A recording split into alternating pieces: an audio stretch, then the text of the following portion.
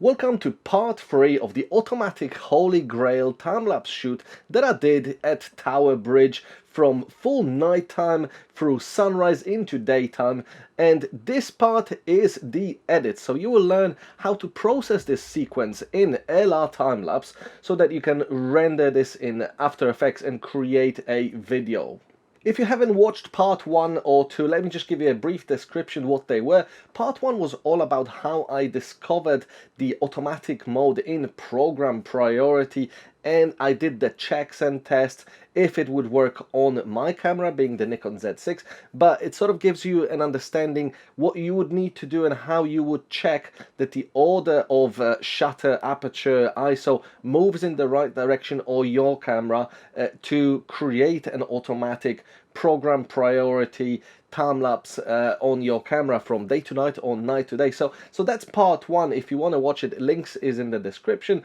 Part 2 was more of a vlog, how I actually shot that sequence that you saw at the end of part 1. It's a magnificent time-lapse, one of my best time-lapses, so maybe you can actually learn some skills of actually how I shot it, because I've added an extra step of including a variable ND on the lens, which I manually move, so you can skip that because that was the non-automatic bit, but it just adds an extra smoothness element to the time-lapse. Hence I've added as a fourth element to the Holy Grail, which is aperture, shutter and ISO, I've also added the variable ND. So that was the part 2, and this is part 3, how I actually edit this sequence to make it into a time-lapse video that's smooth, flicker free, and just, yeah, looks good enough to sell. First time on my channel? Well, let me introduce myself. My name is Michael. I'm a time-lapse architecture and cityscape photographer. And if you're a photographer or videographer that want to create better time-lapses, on this channel you will learn all about the techniques and equipment I use to plan, shoot, edit and monetize time-lapse videos. Okay, so let's dive into LRTimelapse to start editing the sequence. Okay, so we are in LRTimelapse. You clicked on the folder to open your sequence of NEF or any other raw files. I'm working with NEF files on the Z6. We're going to speed up the time that it takes to load the previews, and here is where I've spotted a jump in light, but I have actually figured out what that is, so we're going to show you that now. So it's going from nighttime when it's beautifully completely dark, and in a moment it will start actually getting brighter, but the main jump in light that you will see in a moment was these lamps that just turned off on the left side of the frame. So this is literally the preview with no deflickering, just how the camera shot this, and in a way it looks pretty smooth to me. It is pretty smooth, but only up until the moment that I start doing the manual vary ND changes. But overall, you could shoot it in P mode, even in the video time-lapse setting, because you could process this. Obviously, you don't see as much detail in the shadows that we will lift as part of shooting this in RAW, but if it plays like this, and what I'm playing you now is just a preview, no processing at all of the night to day. And what I'm about to do now is to export just the preview, which is the small resolution file that LRTimelapse can export, and this is what it looks like if you put it into full screen. Obviously it's very low res. I think it's exporting something like 540 by whatever 720 because it's 2:3, and it looks okay. Obviously it's low res. You could set the preview resolution higher, and this way from LRTimelapse you could just export a little clip. But this is literally the preview, and we're going to compare this preview into the final clip. I've also in the meantime actually rendered just the raws unedited completely into JPEGs to have a full resolution unprocessed time-lapse as a comparison to the fully processed, color corrected and deflickered time-lapse. So we will do this at the end of this video as a comparison between the two clips, just to show you what a difference a processing of raw files in a time-lapse can make. Okay, so now we're going to preview in details where the jumps in exposure happened so that later on we can set the right keyframe. So when the sun was hiding behind buildings, we could see some exposure changes. So obviously this is measuring, this blue line is actually measuring everything across the frame, which we will later on pick a specific area of the frame to measure. Let's go into keyframes. I think this will be enough amount of keyframes that the keyframe wizard picked for me. Yeah, this is still nighttime. I'm gonna untick that and get it a bit earlier. So we're gonna move the timeline forward, and just when it starts to going into blue hour, I will make a keyframe. I'm gonna move forward when I see a drastic amount of sort of light change and how I would edit that particular element of the time lapse. We're gonna make another keyframe here, that keyframe. Yeah, okay, we can leave that one there.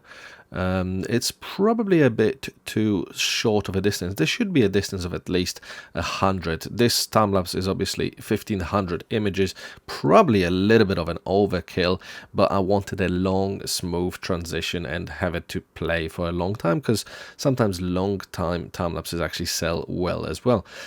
Okay, we can make a tiny keyframe there because we're gonna lift that area, and we're gonna make a keyframe when the sun leaves Tower Bridge behind it. And yeah, the last keyframe is pretty much the same amount of daytime colors. So now that we've got all these keyframes, we're gonna click the save button, and we're gonna drag this into Lightroom.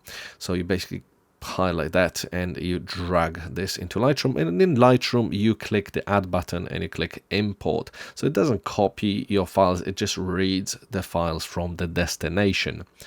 It's gonna take some time to import all your files into your current destinations, so I always recommend working on the fastest drives where you're importing and working in LRTimelapse, Lightroom, or After Effects or any other video editing suites, to be on either an SSD. If you've got a built-in SSD, that's great.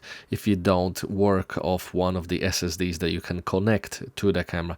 This is a rather lengthy process of imports, so I will speed this video element up. Okay, zoom, we've got everything imported. So as you see there, I'm exporting the JPEGs without any adjustments, as I told you earlier. This is a process you can skip. So you go into the keyframes, you click there in LRTimelapse, the keyframes are saved as 4 stars. You go into keyframes and you go into develop module, and you look at your first images. Let's change white balance into auto. It doesn't really look well, so I'm gonna adjust it to how I like it, how it was the closest to real life. Then yeah, I want it a bit brighter, so I want to increase my exposure.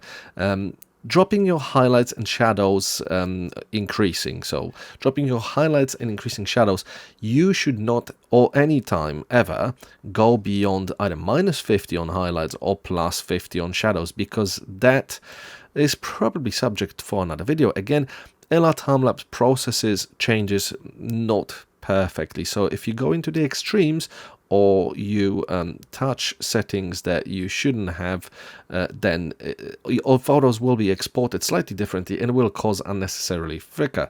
So I'm just comparing how it looked before and after the edit for my white balance, and these are the things that you shouldn't be touching: whites, blacks, clarity, dehaze. I recommend not touching anything else. Anything that you still can touch is sharpness, so amount, radius, detail is what I add, and I noticed that if you don't go over the top, it does not create any flicker. So remember, exposure, contrast, highlights only down by 50, shadows up by 50, and you can do sharpening. I do not recommend doing anything else.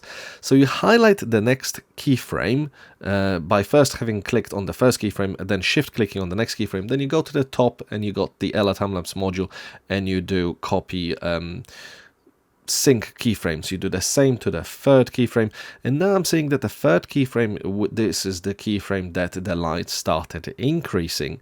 So what I'm going to do, I think I'm going to slightly decrease my exposure because it was a bit too bright.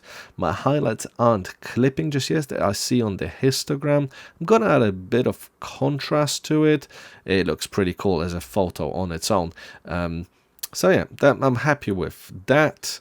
Do I make any more changes? No. So I shift click onto the next image, go to the LRTimelapse module, sync keyframes, and of course the next keyframe, if I just completely sync it, is a little bit too bright and too blue for my liking. So I will start increasing a little bit the temperature, getting a bit warmer. This looks about right, and I'm just checking how it compares. Yeah, I think the movement of white balance is just fine between these two. Yeah, probably gonna brighten the previous one a little bit to make it more natural, because this is really how it looked. Yeah, this looks good. Okay, next synced keyframe. Yeah, this one straight away to me look a little bit underexposed, because when the sky behind Tower Bridge was getting really bright, yeah, and the lights started to turn off. The lights on Tower Bridge as well as the lamps to the left turned off. It just looked darker, but this looks okay. Let's go to the next keyframe. Everything synced. Okay. Yeah, it's just before sunrise hit. My sharpness is still perfect, even though I'm already by now at f22. Just checking the previous keyframe and the next keyframe. So I might actually get it a little bit warmer, even the previous one, and then the next one even a bit more warmer. Yeah, that's about right. Okay. Shift click the next keyframe, sync keyframes. We have to click somewhere else and then click back onto the keyframe, and this is the first keyframe that the sun actually started rising from the middle of Tower Bridge, almost like the frame of Tower Bridge. The colors look a little bit too warm for my liking, and the exposure is, well, let's check how it looked before after. Maybe a little bit too much on the pink, on the purple. Let's check. Let's go into auto. Obviously auto looks absolutely horrible. Control Z that. What should we do with this one? Brighten it up a bit. Maybe that will help. Increase the exposure. Decrease some contrast to get a little bit more information from the shadows. Yeah, because we don't want to push the shadows or highlights any further. Pinks, no, we definitely have to reduce the tint. Yeah, that's better. If we reduce the tints, we maintain a little bit more of these oranges. So the previous shot was a little bit too on the pink-purple tint side, so let's decrease that a little bit. Go back to the next frame. Yeah, once the sun decided to rise, that's how it looked, so looks okay. Next keyframe. Sync them. Let's see what the sync does. So the sun now left Tower Bridge onto the other side, left the south tower of Tower Bridge. Okay, it's looking okay, I guess. We could add a little bit of purple tint. The transition between this super golden hour shot to next one, that is just how it looks. It looks beautiful for the first 20 minutes, and then later on it's just getting less and less pretty. Let's sync the next keyframe.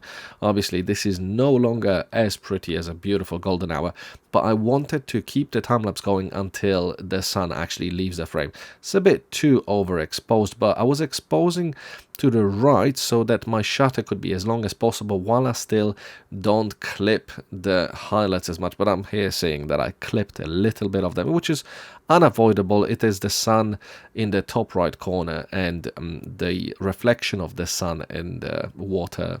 So let's just make sure my white balance will be something I'm somewhat happy with, because if you see the settings, ISO 100, the F was at 22, I had my full ND at full 5 stops off power, and I was shooting at 1/5 of a second, and it was still too bright. I was shooting, exposing to the right, and yeah, I just couldn't do any longer exposure because it would be all blown out. So I decided on it being blown out only to a certain degree, and that's it. So we highlight every keyframe, and what we have to do is to press G. When you press G, it takes you to the library module where you go into the metadata and you save metadata into the files, which saves all the edits into that to the files. You then change to LRTimelapse, you click the reload, and it's going to reload all our keyframes. So this what's changing there is literally just the exposure of these keyframes.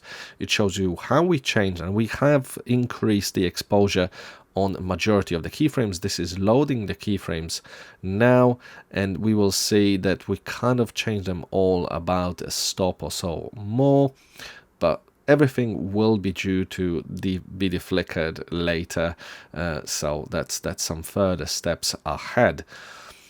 Yeah, all my keyframes have now loaded. It's just checking the metadata, and once we've done that, we click the auto transition.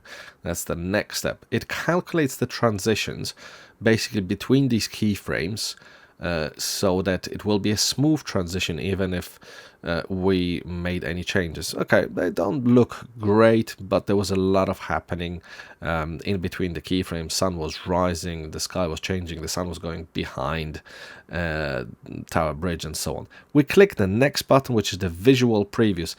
And the visual previews is the step that will take a lot of time. When what you see down in the bottom corner of my screen is the DNG converter converting these files. So I've sped that process up. Obviously, that took about 15 minutes or so.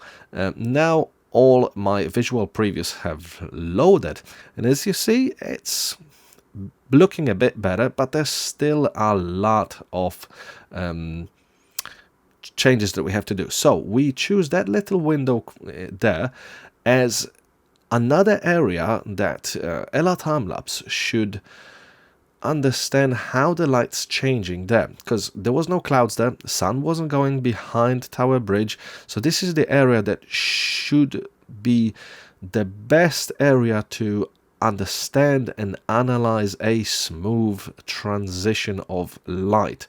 So now all my visual previews have reanalyzed the luminescence on that area, and you see there are tiny little bit of changes. These are just changes that happened between aperture flicker, changing settings from shutter, ISO, as well as all my ND changes, which will be the most drastic in there. But as you see, when the sun went behind Tower Bridge, the settings kind of wanted to increase because they thought, oh, it's now darker. I want to get rid of that. I actually want the settings to remain roughly the same. So analyzing it in that corner where the clouds weren't there, so it didn't change, my visual deflicker is the next step. So you press the visual deflicker, always choose the accuracy to more, and by increasing the smoothing you can increase what will be the line of the visual previews. How will it work, how smooth it will get all the pinks into that green area. And I don't want the two jumps where the sun was rising into the frame, then behind Tower Bridge, and then again outside of the right tower of Tower Bridge. I want it to be a smooth transition. So what I'm doing here, just finding when it's gonna have the best angle of the green area, so it will push all these pink visual frames into that green line. So you click deflicker, and that will reanalyze all the images. I have to speed this up because obviously this will take a lot of time. So yeah, that's all sped up. It now pushed all these pinks into the green area. It did a phenomenal job. Yes, there's one element there that is kind of on the edge of the green area, but this is looking smooth and beautiful. The tiny little changes around where the sun was hitting Tower Bridge, it is just a change of light, but as long as it pushed everything into the green line, all the pink, which is the visual previous, got pushed into the deflicker green line, this is looking exactly as what I would want to do. So yeah, I'm pretty happy with this result. Obviously it's time consuming, but I've sped some elements up. Now we're going back to Lightroom. We click the full sequence, you highlight everything with Control A, and you go to metadata, read metadata from files. And this will read all the changes that LRTimelapse made back again into the files. It will overwrite any of the keyframes or any of the in-between frames with that metadata that LRTimelapse gave you. And then what you do, last bit, is just you click export all your images to a time-lapse JPEG folder of process JPEG. You can call it whatever you want. This is the area that I shot the time-lapse. We've got my raw files, and I will create a new folder and I will call it just time-lapse number 1 JPEG, because I know that these are the JPEGs that I've processed from raw with all the editing changes into the final JPEGs that I will be working on later on. Yep, full resolution, export, and processing 1500 photos will take some time, but once it's done, it is basically all my images, 1500 of them processed in a folder that we can later on use to create a smooth time-lapse sequence. And that's it. Once this exports into your dedicated folder, you've got a folder full of JPEG images that later on you can import into Adobe After Effects to create a composition. And then if you want to, you can zoom in, because you shot, well, my Z6 shoots 6K images, so I can manipulate the 4K and make it cropped in, make it full wide, and then in After Effects I export it into a MOV ProRes 422 sequence that is acceptable on all stock agencies that are later on sell their clips, or just easy to edit on a Mac in either Final Cut or Premiere Pro. And if you remember, I exported the JPEGs that we didn't process at all, and I compiled it into a 4K same size as the processed JPEGs sequence and put them together. So basically you see the unprocessed JPEGs on the left and the processed sequence on the right, aligned in time, and you see how the left side has a little bit of flicker, that's probably aperture flicker, and the right side has just better colors, better shadows. Just overall it looks more natural. Now that it's getting just almost to sunrise, the left side is pretty much dark, shadow detail is there, but we're just not using it, while on the right there's just a nicer level of shadows. The colors look better, especially now that the sun is out. I didn't want to completely blow out the sun, so the left side is very dark, while the right side is still bright, but it is more natural feel to the time-lapse. Some time-lapse creators actually don't export into JPEG. They only update the last process in Lightroom that the images get the latest metadata after deflickering, and then they just take that as raw files into After Effects.